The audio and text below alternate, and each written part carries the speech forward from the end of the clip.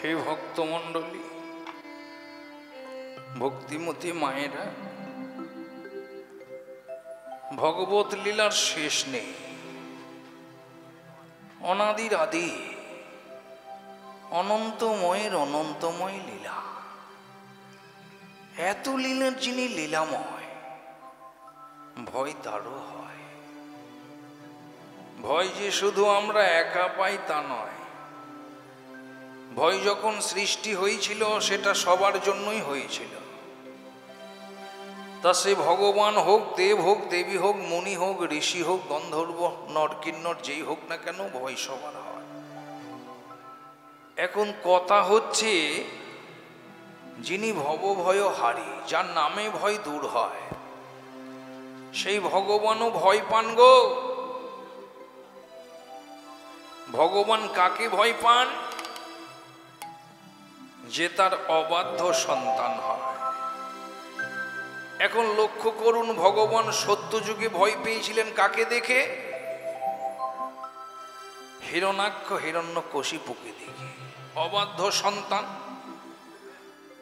ভগবান ত্রেতা যুগে ভয় পেলেন রাবণ কুম্ভকর্ণকে দেখে। ভগবান দাপরে ভয় পেলেন জরাসন্ধ বক্রদন্তকে দেখে, অবাধ্য সন্তান। আর আমাদের বঙ্গের ছেলে নদেন্দ্র মা, তিনি কাকে দেখে ভয় পেলেন? এই কলিকে দেখে। কারণ কলির শেষ যন্ত্রণা হচ্ছে নরক যন্ত্রণা। এই নরক যন্ত্রণার মৃত্যুকে দেখে ভয় পেলেন আমাদের গৌর হরি। তা সেই ভগবানের মনের ভয় কে দূর করবে গো? যিনি জন্মে জন্মে তার সহায় হয়েছিলেন, যিনি জন্মে জন্মে তার অবলম্বন হয়েছিলেন, কে তিনি? সংকর্ষণ কারণত সাই গর্ভদ সাই চ পয়হব্দি সাই শেষশ্চ যশংস কলা স্বয় নিত্যানন্দ রাম শরণং মমাস্তু। যিনি সত্যের সংকর্ষণ, ত্রেতায় লক্ষণ, যিনি দাপরে বলরাম, এই কলিকালে তিনি নিত্যানন্দ রাম।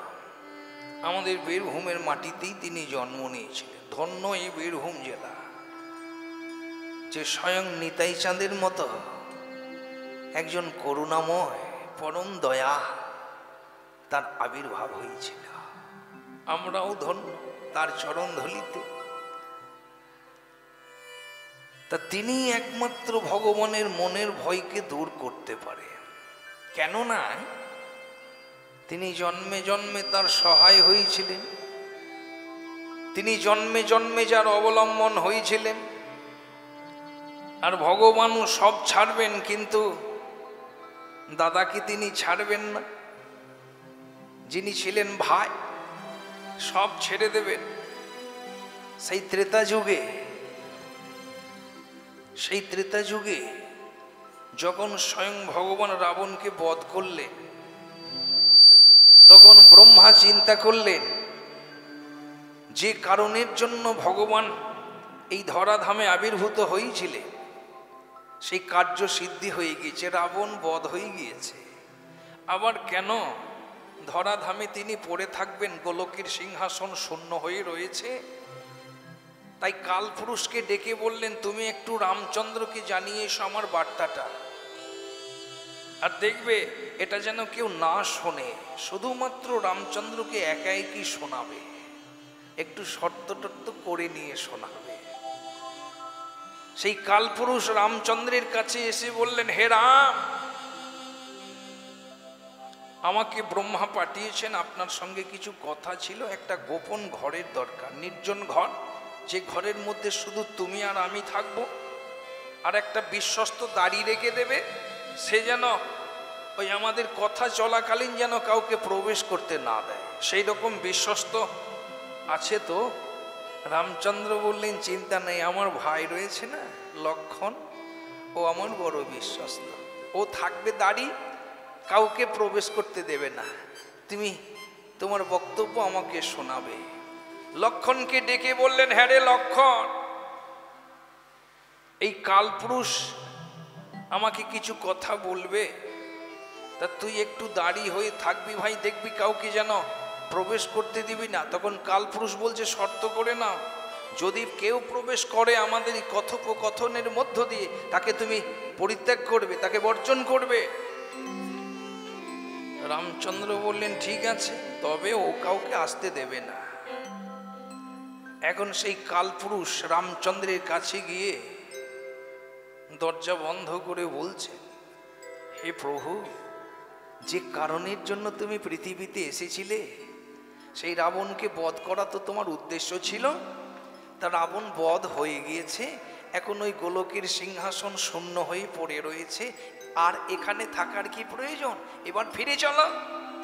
আমাকে তো ব্রহ্মা এটাই বললেন, এই জন্যই পাঠালেন। এই যে রামচন্দ্রের সঙ্গে ওই কালপুরুষের কথা হচ্ছে, এমন সময় দুর্বাসা ঋষি এলে। দুর্বাসা ঋষি এসে সম্মুখে লক্ষণকে দেখতে পেয়ে বলছে, লক্ষণ, রামচন্দ্র কোথায়? বলছে, দাদা একটু ব্যস্ত আছে, কিন্তু আমার যে রামচন্দ্রের সঙ্গে প্রয়োজন আপনি আমাকে বলতে পারেন, কোনো অসুবিধা হবে না।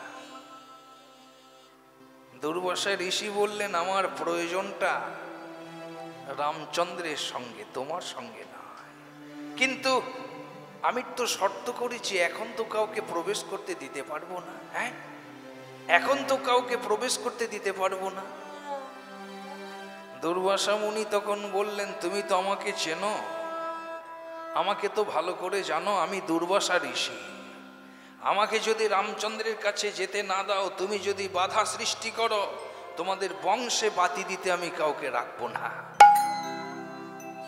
লক্ষণ তো উভয় সংকটে পড়ে গেলে, একদিকে দাদার আদেশ আর একদিকে দুর্বাসা ঋষি, আমাদের বংশ নাশ হয়ে যাবে। লক্ষণ একটু চিন্তা করে দেখলেন, আমি যদি দাদার কাছে যাই, দাদা আমাকে পরিত্যাগ করবে, আমি প্রাণ হারাবো, কিন্তু বংশটা তো রক্ষা পাবে। এই বংশের কথা ভেবে লক্ষণ গিয়ে ডেকে উঠলেন যেখানে দুইজনের কথা হচ্ছে, দাদা, দাদা। এ কি রে লক্ষণ, তুই কেন এলি? শর্ত হয়ে আছে যে। এ দাদা, ওই দুর্বাসা মুনির এসেছে। হ্যাঁ। রামচন্দ্র মৃদু হেসে বললেন, বল, আমি আসছি। দুর্বাসা মুনি দাঁড়িয়ে আছেন। দুর্বাসা মুনির যুগল চরণ ধরে রামচন্দ্র প্রণাম জানিয়ে বললেন, হে ঋষিবর, আজ আমার এই রাজপ্রাসাদ ধন্য হলো আপনার চরণ ধুলিতে। তা হঠাৎ আপনার আগমনে হেতুটা জানতে পারি? আসুন। আমি বড় ক্ষুধার্ত, আমাকে কিছু ভোজন করা। ও, এই কথা। আসুন। রামচন্দ্র দুর্বাসা ঋষিকে ভোজন করালেন, ভোজন দক্ষিণা দিলেন, দুর্বাসা ঋষি বিদায় হলেন।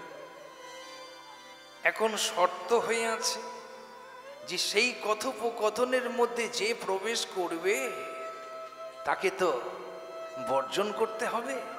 তাই রামচন্দ্র এক সভার আয়োজন করলে, সেখানে বিশ্বামিত্র আছে, কুলগুরু বশিষ্ঠ আছে, দেবর্ষি নারদ আছে, সমস্ত মুনি ঋষিরা সেখানে বসে আছে।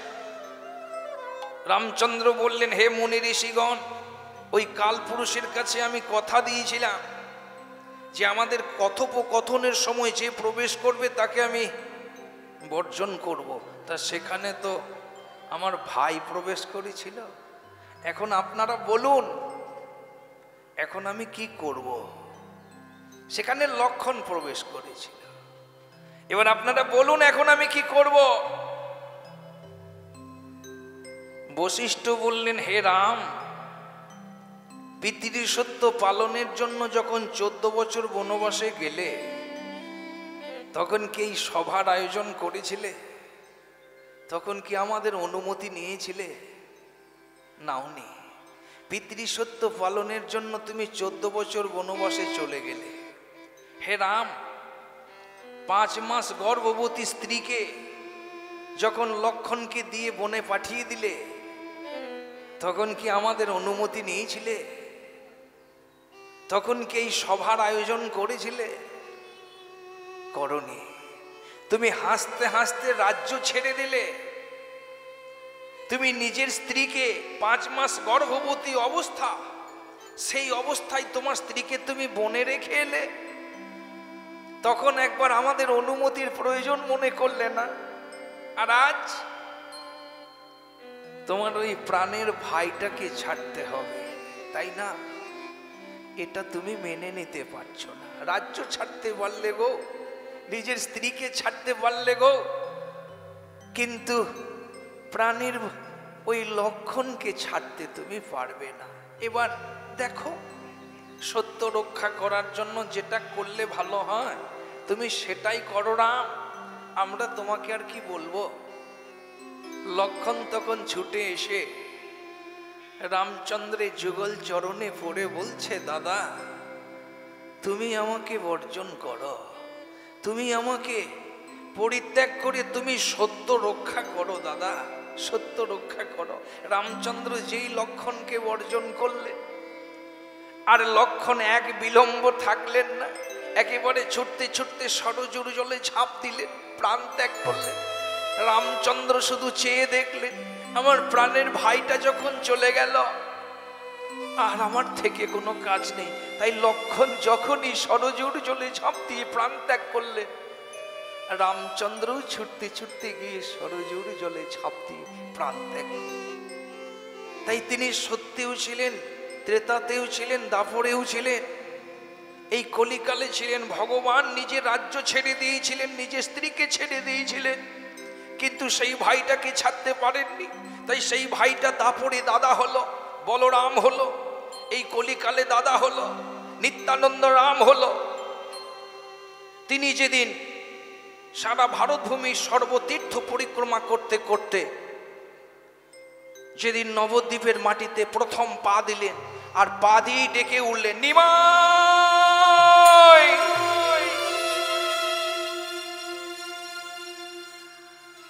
যেখান থেকে আমাদের লীলাটা আজকে শুরু হলো, জগাই মাধাই উদ্ধার, এই লীলাটার জন্যই কমিটি আমাকে বলেছে। তা কথা হচ্ছে, মদ খাও ক্ষতি নেই, যতদিন তুমি মদকে খাবে ততদিন ঠিক আছে, কিন্তু যেদিন থেকে মদ তোমাকে খেতে শুরু করবে গন্ডগোলটা সেদিন থেকেই দেখা দেবে। তাই তিনি নিত্যানন্দ প্রথম এসেই ডাকলেন, নিমাই। নবদ্বীপের মাটি ভালো, 9টা দ্বীপ, অন্তদ্বীপ, সীমন্তদ্বীপ, শ্রীগোদ্রুম দ্বীপ, মধ্যদ্বীপ, কোলদ্বীপ, ঋতুদ্বীপ, জাহ্নদ্বীপ, মদ্রুমদ্বীপ, রুদ্রদ্বীপ, এই 9টা দ্বীপের সমষ্টিযুক্ত নাম হলো নবদ্বীপ। এই নবদ্বীপের মাটিটা বড় ভালো মাটি রে। কেন জানিস? প্রেম আর ভক্তি দিয়ে সৃষ্টি হয়েছিল এই মাটিটা। যেদিন ভগবানের মাথার যন্ত্রণা হয়েছিল, যেদিন ভগবানের শিরোপীড়া হয়েছিল গো, ভগবান বসে আছেন, দেবর্ষি নারদ গেলেন, গিয়ে বলছি, নেকি প্রভু তুমি এভাবে বসে আছো কেন? বলছে, আমার মাথার যন্ত্রণা। মাথার যন্ত্রণা তো বৌদ্ধ কবিরাজ কাউকে দেখাওনি, দেখিস? তাহলে ওষুধ পাওয়া যাচ্ছে না। সে কি এমন ওষুধ যে পাওয়া যাচ্ছে না?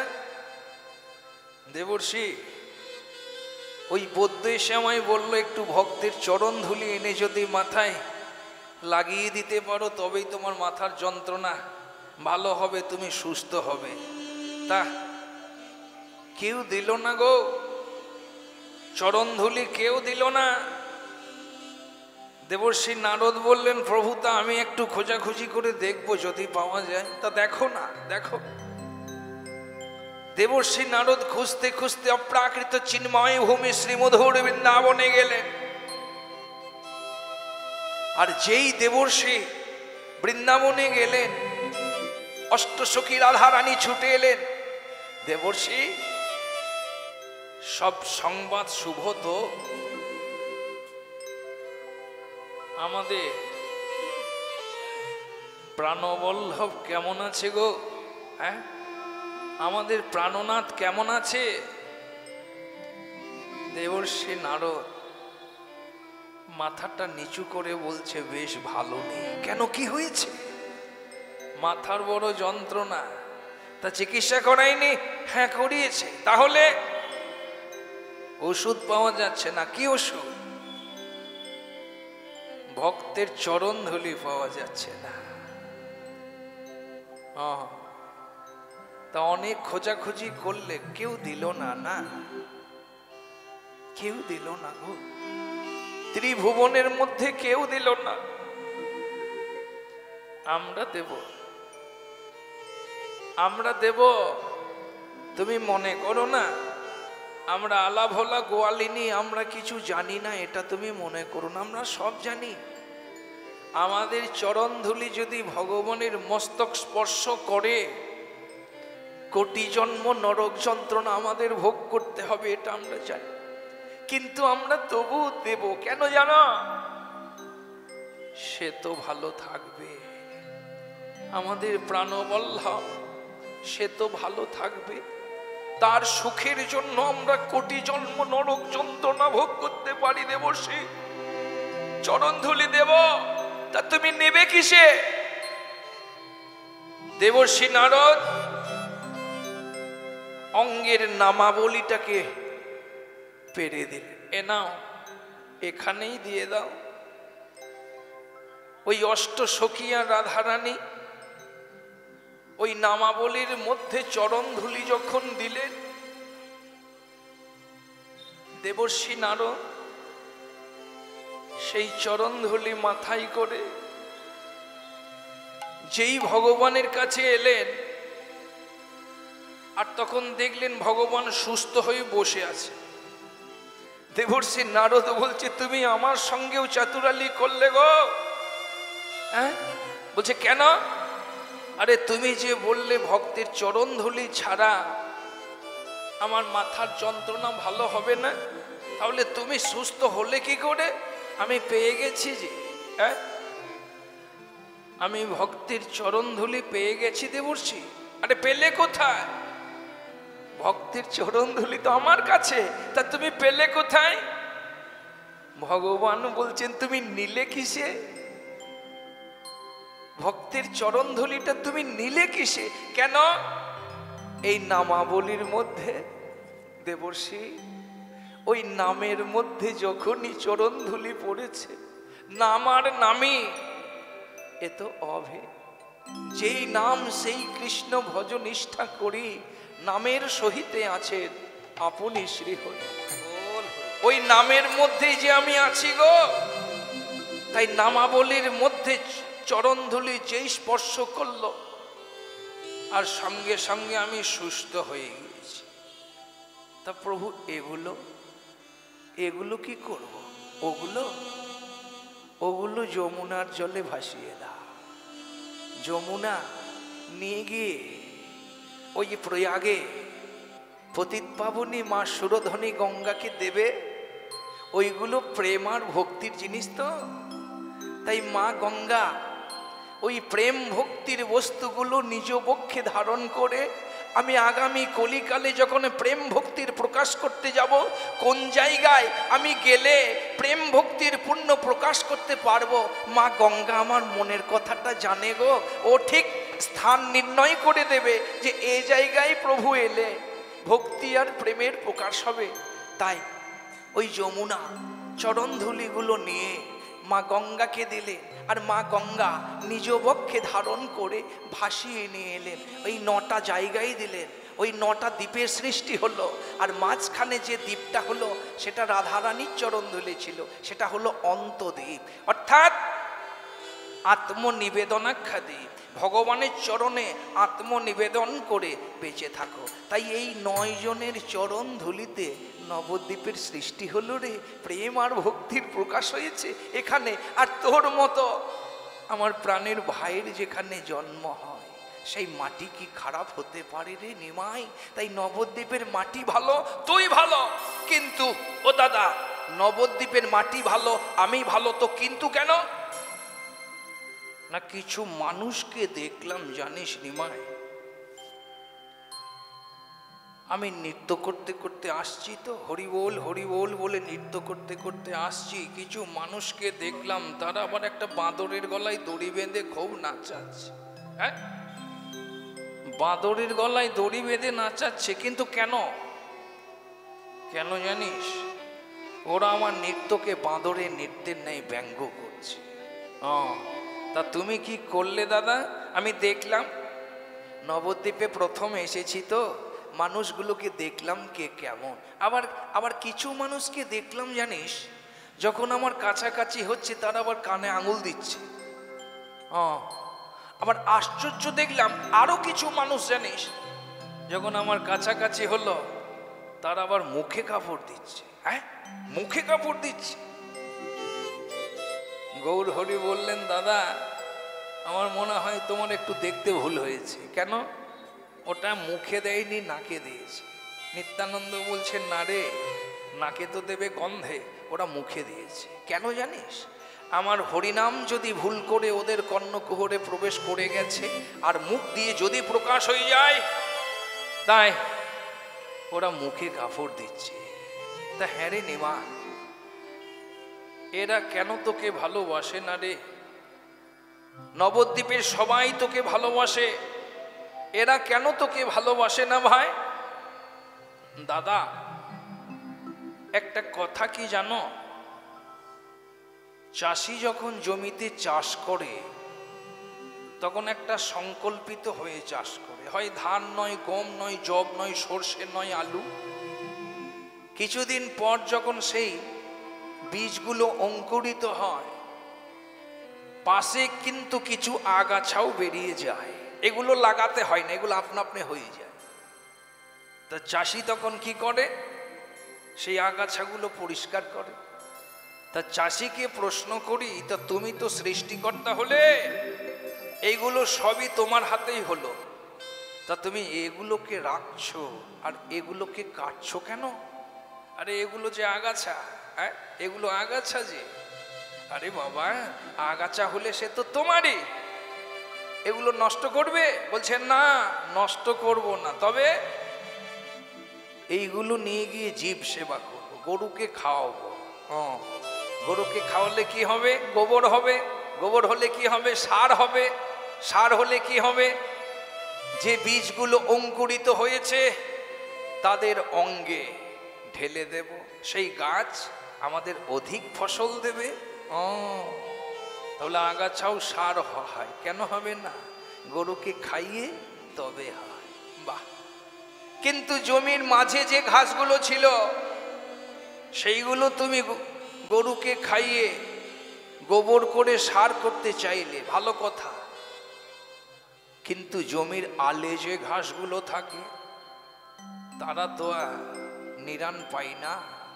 তা তারা কি কোনো দিনের জন্য উদ্ধার হবে না? তারা কি সারা জীবন আলেই থেকে যাবে? বলছেন না, ওরাও উদ্ধার হবে গো। কোন দিন হবে জানো?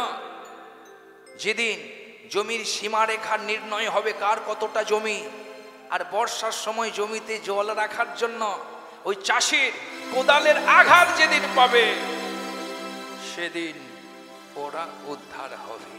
তাই দাদা, তোমার ওই নৃত্য দেখে যারা বাঁদর নাচায়, তোমার হরিনাম শুনে যারা কানে আঙুল দেয়, মুখে কাপড় দেয়, ওরা হলো নবদ্বীপের মাটির আলের ঘাস।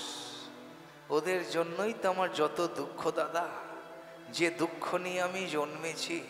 দাদা তুমি পারো একমাত্র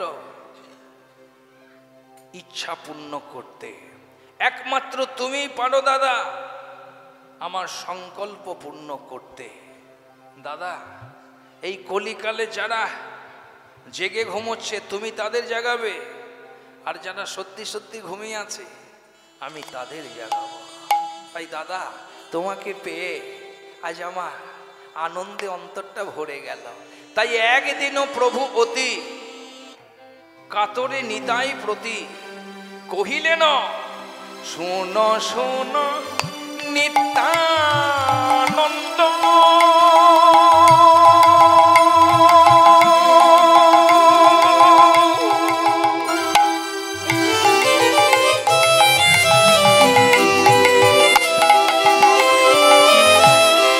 এই কলির জীব ও দাদা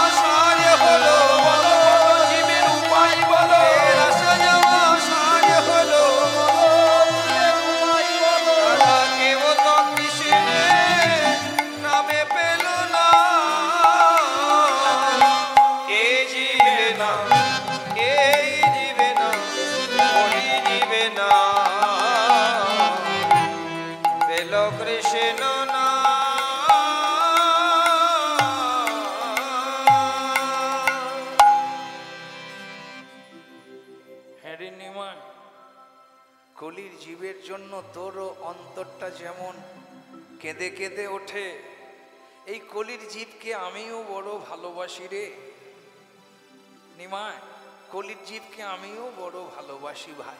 এই কলির জীবকে কৃষ্ণ নাম দিতে আমারও তো বড় ইচ্ছা করে, কিন্তু কি করে কৃষ্ণ নাম দেব বল? যারা আমাকে দেখলে আমার মুখের সামনে দরজা বন্ধ করে দেয়, যারা আমার নৃত্য দেখে বাঁদর নাচায়, যারা আমার হরিনাম শুনে কানে আঙুল দেয়, মুখে কাপড় দেয়, আমি কি করে তাদের কৃষ্ণ নাম দেব ভাই? একটু উপায় বলে দে দাদা। আজ এই শ্রীমা সঙ্গনে দাঁড়িয়ে তুমি প্রতিজ্ঞা করো দাদা। কি প্রতিজ্ঞা করব? এই কলির জীবের জন্য তুমি নিঃস্বার্থ সেবক হয়ে যাও, নিঃস্বার্থ সেবক। হ্যাঁ দাদা, তুমি কি করবে জানো? কি? এই শ্রীমা সঙ্গন থেকে বেরিয়ে, হ্যাঁ, নয়নে দেখিবে যারে কৃষ্ণ নাম দিবে তারে, নয়নে দেখিবে যারে কৃষ্ণ নাম দিবে তারে, নয়নে দেখিবে যারে কৃষ্ণ নাম দিবে তারে, নয়নে দেখিবে যারে কৃষ্ণ নাম দিবে তারে। হ্যাঁ নিমাই, এই শ্রীমা সঙ্গম থেকে বেরিয়ে যাকে দেখবো, হ্যাঁ দাদা, যাকে দেখবো, হ্যাঁ দাদা, ভেবে চিনতে কথা বল। নবদ্বীপের মাটিতে শূদ্রদের কিন্তু কোনো অধিকার নেই। ভারতভূমি সর্বতীর্থ ঘুরে এসেছে, কিন্তু শূদ্রদের কোনো অধিকার নেই। তা যাকে দেখবো, হ্যাঁ দাদা, শূদ্রদের যে অধিকার নেই, না দাদা, যেন জাতের বিচার করো না হে, যেন জাতির বিচার করো না হে, যেন জাতির বিচার করো না হে, যেন জাতির বিচার করো না হে। তুমি জানে দেখিবে নামি দিবে, জাতের বিচার করো না হে, যারে দেখিবে নাম নিবে, যেন জাতির বিচার করো না হে। তুমি জানে দেখিবে নামি দিবে, জাতের বিচার করো না হে, তুমি যারে দেখবে হরি নাম নিবে, জাতির বিচার করো না হে। তাহলে শ্রীমা সঙ্গম থেকে বেরোলাম, হ্যাঁ বেরোলে আমি চোখে দেখলাম, হ্যাঁ দেখলে, তার কাছে গেলাম, হ্যাঁ গেলে, তাকে ডেকে বললাম, এই যে একবার হরি বলো দেখি, হ্যাঁ একবার হরি বলো, একবার হরি বলো গো।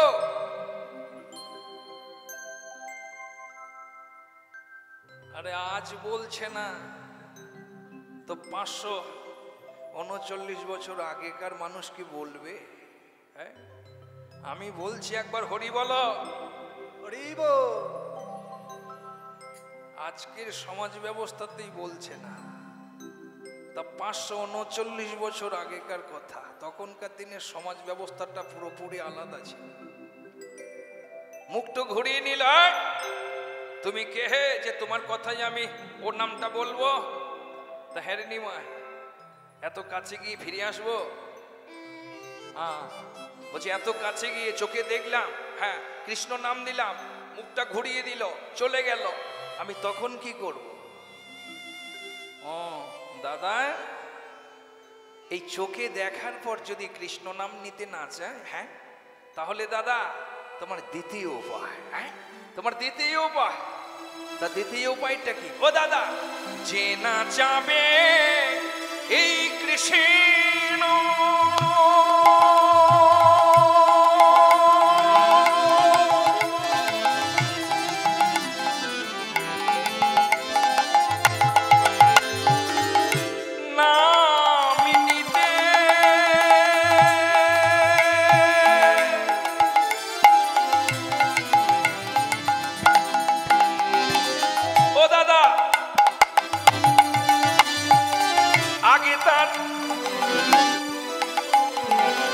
আগে তার ধরিবে হাতে নাচাবে এই কৃষ্ণ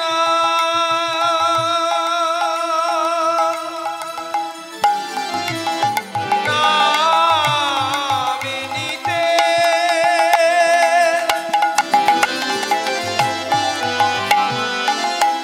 আগে তা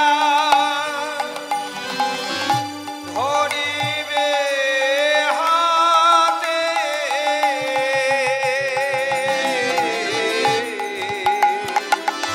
যে নাচাবে এই কৃষ্ণ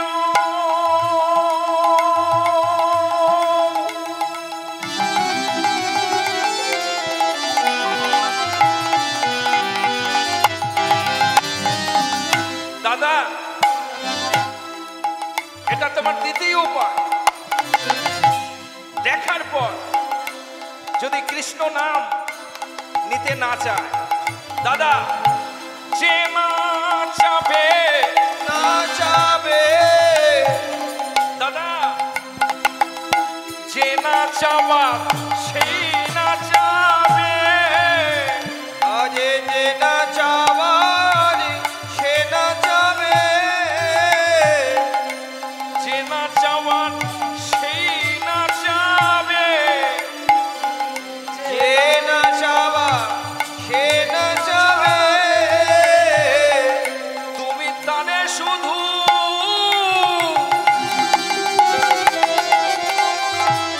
হরি বলে বলাবে, যে নাচাবার সেই নাচাবে, তুমি তারে শুধু হরি বলে বলাবে যে নাচাবা সে নাচাবে যে নাচাবে এই কৃষ্ণ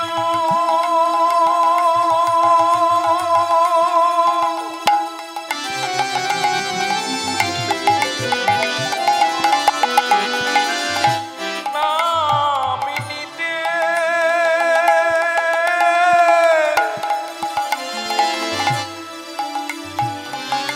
আগে তা ধরিবে হাতে যে নাচাবে এই কৃষ্ণ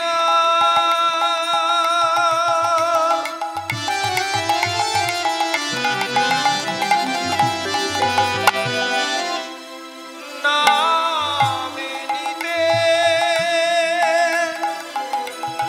আগে তা ধরিবে হাতে ও তার হাতে ধরে বলবে হরি, ও তার হাতে ধরে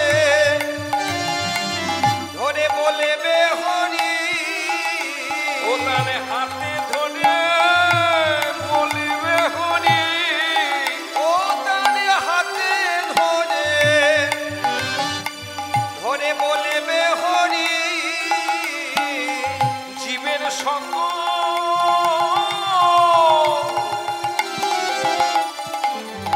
পাপতাবে হরি, ও তার হাতে ধরে বলবে হরি, এর সকল পাপে তাবে হরি বলিবে হরি বলাইবে হরি, এর সকল পাপে তাবে হরি বলিবে হরি বলাইবে হরি, এর সকল পাপে তাবে হরি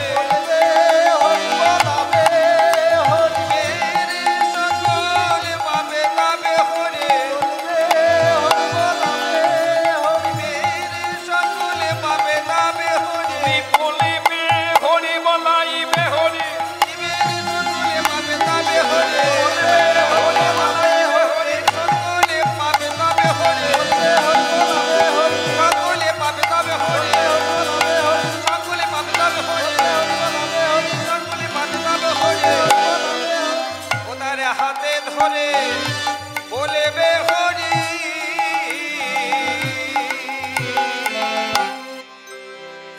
বাহ,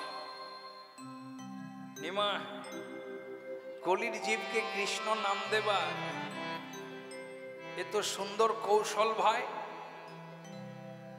শ্রীবাসঙ্গন থেকে বেরোবো, চোখে দেখব, তার কাছে যাব, কৃষ্ণ নাম দেব, যদি কৃষ্ণ নাম না নেয় তার হাতটা ধরব।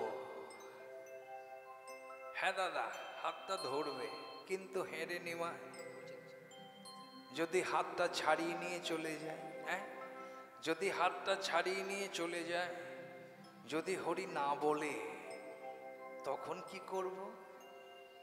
গৌর হরি বলছে, ও দাদা, ওই হাতে ধরার পর যদি কৃষ্ণ নাম নিতে না চায়, হ্যাঁ তখন কি করব? দাদা, তাহলে তোমার শেষ উপায়, তুমি না শ্রীবাসঙ্গনে দাঁড়িয়ে প্রতিজ্ঞা করেছ যেমন করে হোক তুমি কলির জীবকে কৃষ্ণ নাম দেবে। তাই দাদা, হাতে ধরার পর যদি কৃষ্ণ নাম নিতে না চায় তাহলে তোমার শেষ উপায়, শেষ উপায়টা কি? পাছে তা লুটাইবে পাছে তার লুটাইবে পাছে তা লুটাইবে পাছে তার লুটাইবে ও তার পায়ে ধরে বলবে হরি, ও তার পায়ে ধরে বলবে হরি, ও তার পায়ে ধরে বলবে হরি, ও তার পায়ে ধরে বলবে হরি, পায়ে ধুলাই দিয়ে গড়াগড়ি পায়ে ধরে বলবে হরি, পায়ের ধোলা লয়ে করা গরি, তুমি বলবে হরি, বলাইবে হরি, পায়ের ধোলা লয়ে করা তুমি গরি, বলবে হরি, বলাইবে হরি, পায়ের ধোলা লয়ে করা গরি, পায়ের ধোলা লয়ে করা গরি, বলবে হরি, বলাইবে হরি, পায়ের ধোলা লয়ে করা গরি, বলবে হরি, বলাইবে হরি, পায়ের ধোলা লয়ে করা গরি, আর পায়ে ধরে বলবে হরি, পাছে তা লুটাইবে পাছে তার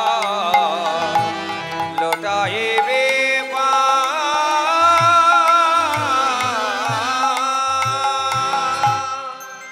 বাহ, খুব সুন্দর কৌশল রে। চোখে দেখব, কৃষ্ণ নাম না নিলে হাতটা ধরবো, হাতে ধরার পর কৃষ্ণ নাম না নিলে তার পা দুখানা জড়িয়ে ধরবো। হ্যাঁ রে নিমা, বলো দাদা, এই বলছিলাম পায়ে ধরার পরও যদি কৃষ্ণ নাম নিতে না চায়, হ্যাঁ পায়ে ধরার পরও যদি কৃষ্ণ নাম নিতে না চায়, দাদা তুমি তার পা ছেড়ে দেবে না। তোমার এই বুকটার মধ্যে কত শক্তি আছে আমি তো সেদিন জেনেছিলাম দাদা, যেদিন তোমার শক্তি সেল হয়েছিল, যে গন্ধমদন পর্বতটাই তুলে আনলো, সেই হনুমানকে আমি বলেছিলাম, হনুমান আমার ভাইয়ের শক্তি সেলটা তুমি একটু বের করে দাও।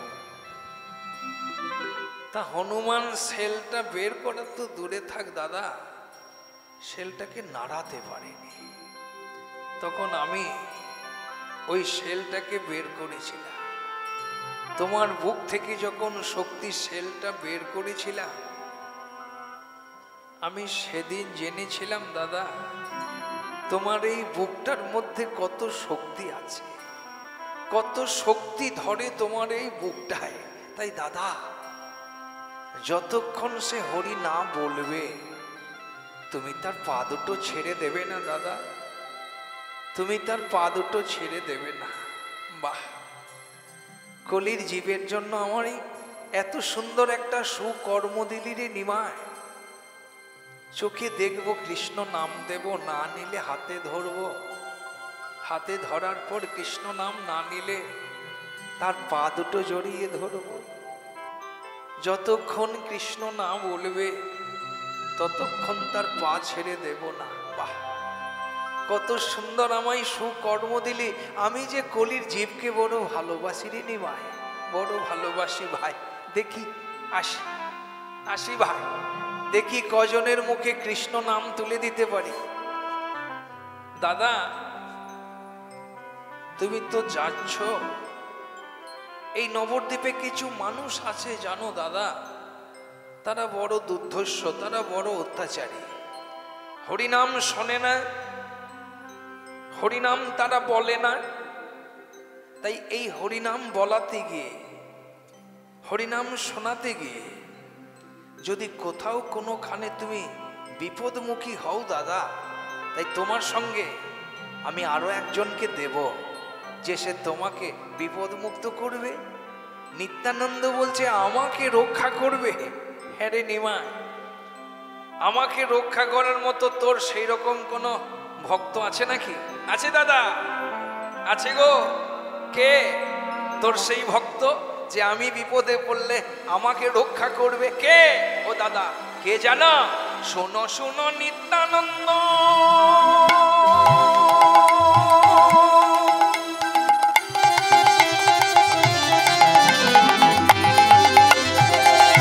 শোনো হরিদাস,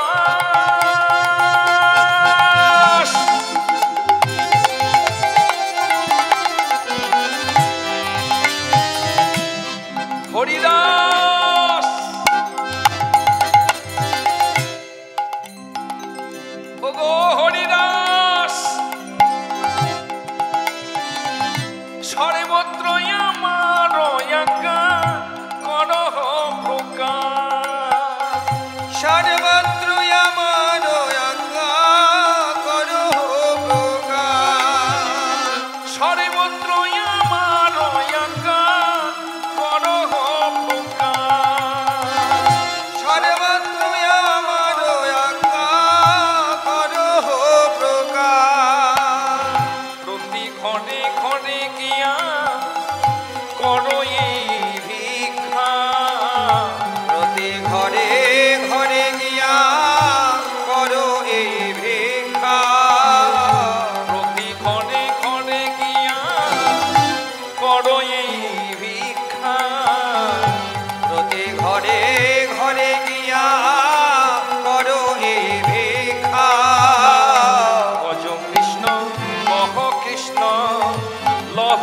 কৃষ্ণ শিক্ষা, ভজ কৃষ্ণ কহ কৃষ্ণ লহ কৃষ্ণ ভিক্ষা, ভজ কৃষ্ণ কহ কৃষ্ণ লহ কৃষ্ণ শিক্ষা, ভজ কৃষ্ণ কহ কৃষ্ণ লহ কৃষ্ণ শিক্ষা, আমি তোমার হাতে সঁপে দিলাম, তোমার হাতে সঁপে দিলাম, তোমার হাতে সঁপে দিলাম, তোমার হাতে সঁপে দিলাম, পাগলা দাদা দয়াল নিতাই তোমার হাতে সঁপে দিলাম, পাগলা দাদা দয়াল নিতাই তোমার হাতে সঁপে আমার দিলাম, পাগলা দাদা দয়াল নিতাই তোমার হাতে সঁপে দিলাম, পাগলা দাদা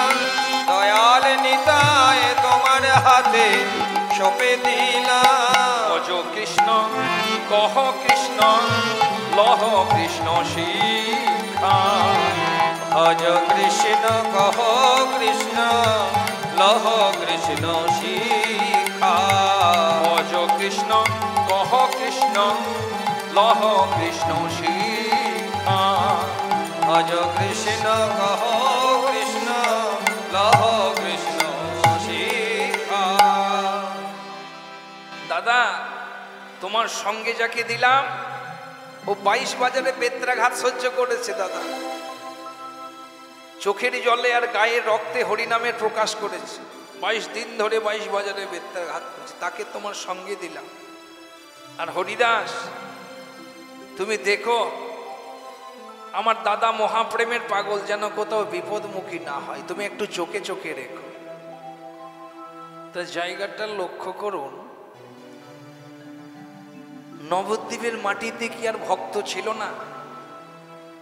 শ্রীবাস ছিল, অদ্বৈত ছিল, গদাধর ছিল, মুকুন্দ ছিল, শ্রীধর ছিল, মুরারি ছিল।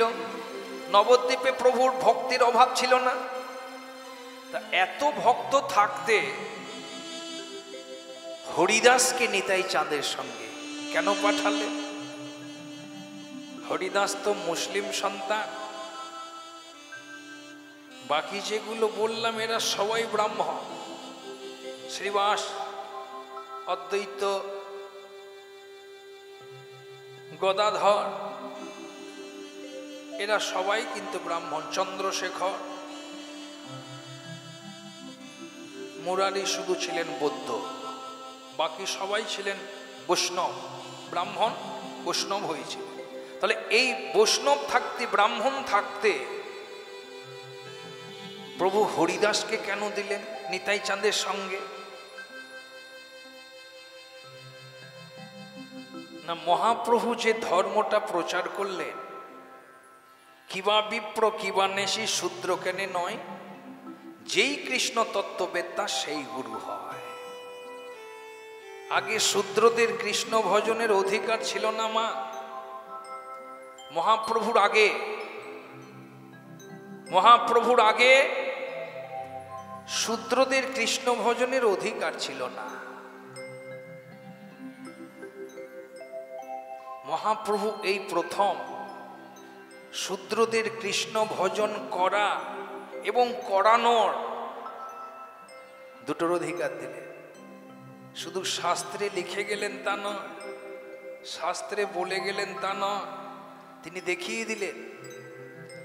দিলেন তিনি যে কৃষ্ণ ভজনের অধিকার সবার আছে। ভজনের অধিকার শুধু নয়, কৃষ্ণ ভজন করানোরও অধিকার দিলেন। কিবা বিপ্র কিবা নেশি শূদ্র কেনে নয়, যেই কৃষ্ণ তত্ত্ববিদ্যা সেই গুরু হয়। এটা কম কথা নয়। হরিদাস ঠাকুরের কত ব্রাহ্মণ শিষ্য আছে, তিনি মুসলিম সন্তান ছিলেন, অথচ সেই মুসলিমের শিষ্য কত ব্রাহ্মণ রয়েছে।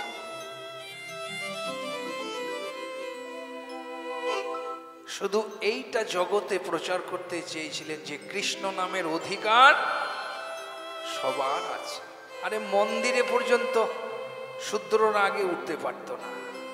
মহাপ্রভুর আগে কোনো শূদ্র কোনো মন্দিরে দেব মন্দিরে উঠতে পারত না। তা তাদের কৃষ্ণ ভজন করার অধিকার থাকবে কোথায়? হ্যাঁ,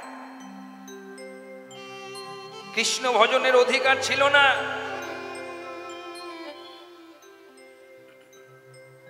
আমার গৌর হরি এই জন্যই হরিদাসকে সঙ্গে দিলেন, দেখিয়ে দিলেন যে শুধু কৃষ্ণ ভজন করার নয়, কৃষ্ণ ভজন করানোরও অধিকার আমি সকলকে দিলাম। আমি সকলকে দিলাম গো, শুধু ব্রাহ্মণ হলেই হবে আর অব্রাহ্মণরা হবে না এমন কোনো কথা নয়। সবাই কৃষ্ণ নাম করতে পারে, কৃষ্ণ ভজন করার অধিকার সবার আছে। যার জন্য হরিদাসকে সঙ্গে দিলেন। এত ব্রাহ্মণ ছিলেন, বৈষ্ণব ছিলেন, কাউকে দিলেন না, হরিদাসকে দিলেন। নিত্যানন্দ বলছে চলো হরিদাস, দেখি কজনের মুখে কৃষ্ণ নাম তুলে দিতে পারি। এত কিছু করছে বেটাটা, হরি বলতে গেলে যত জ্বালা। আজ এটা হরিসভার প্রথম অধ্যায়। এর আগে কোনোদিন নবদ্বীপবাসী বা বঙ্গের মানুষ কেউ খোল করতাল নিয়ে হরিনাম করতে পারতেন না। কেন? ওই জবনদের ভয়ে। হরিনাম সংকীর্তন হতো সেই দিন যেদিন কোনো চন্দ্রগ্রহণ বা সূর্যগ্রহণ হতো সেই দিন হরিনাম সংকীর্তন করতে পারতেন। কোনো চন্দ্রগ্রহণ বা সূর্যগ্রহণ না হলে এই খোল করতাল নিয়ে ভক্ত নিয়ে কৃষ্ণ নাম করব এ মুখের কথা ছিল না। যার জন্য মহাপ্রভু সেই দিনটাতে এসেছিলেন। ফাল্গুন পূর্ণিমা সন্ধ্যায় প্রভুর জন্মোদয়, সেই সময় দৈবযোগে চন্দ্রগ্রহণ হয়।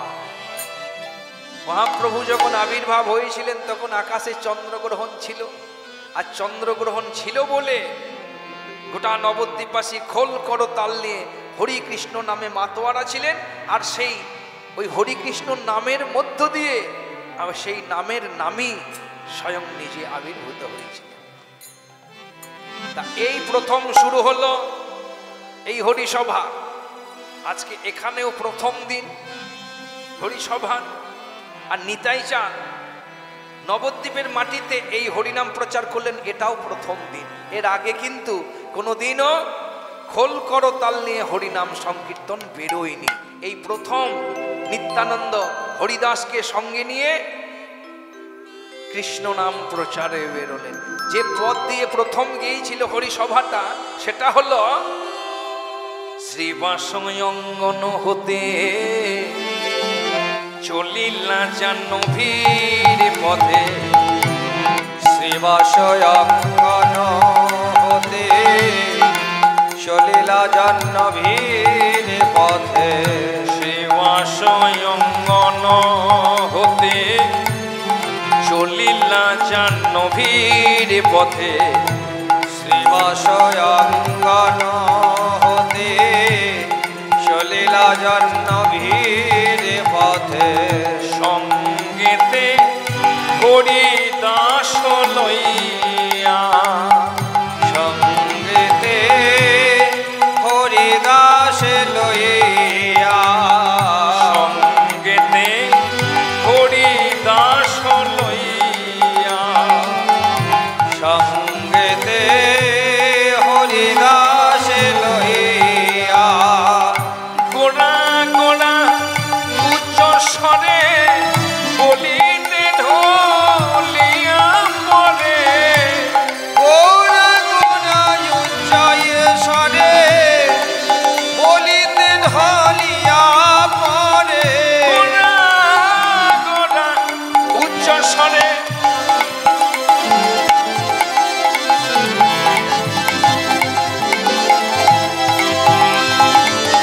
ওহে প্রাণ গোড়া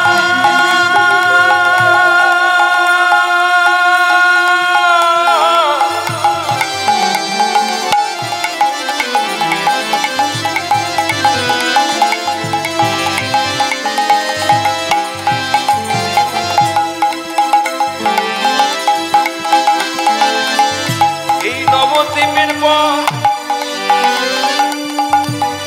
আলো করে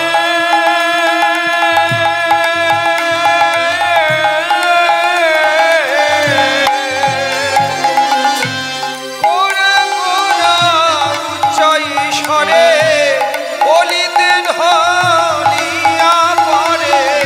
গোড়া গোড়া উচ্চ স্বরে বলিতে ঢলিয়া পড়ে। গোড়া গোড়া উচ্চয় স্বরে বলিতে ঢলিয়া পড়ে। জোরে জোরে মারে কক্ষতা নিতাইয়া,